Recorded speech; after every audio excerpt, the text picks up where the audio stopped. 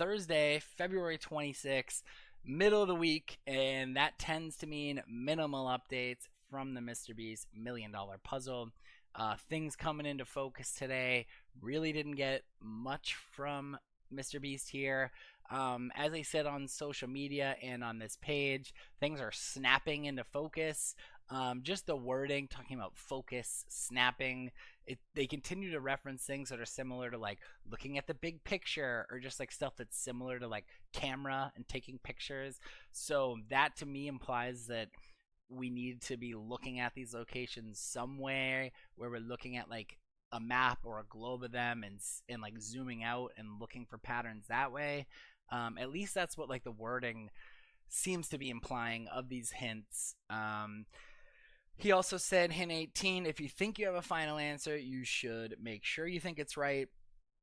A lot of people notice that the number of guesses for the final answers are being limited more than they were in the beginning. Personally, I'm not worried about that.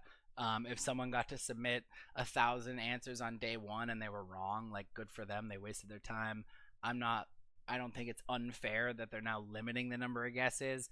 To me, and this could be Cope, but I think maybe it means we're about to get a big hint to where if he gives us the formatting of the final answer or something like that, now we could, in theory, just like start spamming stuff. So now they're being like, hey, let's limit the number of guesses preemptively because we're about to get a big hint. It's probably Cope. It could just be that like legal reasons or they were getting too much spam or it could be something stupid. So probably Cope there. The other interpretation I had is that the next part of the puzzle could have to be unlocked by something, by submitting something to Slackbot. So like if you think it's right, you know, put your answer into Slackbot, BSpot, and then you'll unlock something, maybe a new link, a new puzzle, a new hint, something. But it definitely seems like this is the prominent theory, is that it's just they're talking about if you think you have a final answer, make sure you think it's right because we're not just letting you spam a million guesses anymore. Trips by car, trips by horse, and trips by plane are grouped that way for a reason. So today's hint also told us that each of the pages from the Beast Travel website that had the Rebus puzzles, that had the cryptic puzzles, and that had the GeoGuessr puzzles, they're in that order for a reason. They're in those groups for a reason. We need to be looking at these groups individually. That was like kind of the big thing from today's hint, which I think a lot of people were already doing that anyway. Now he's just confirming that that's what you should be doing.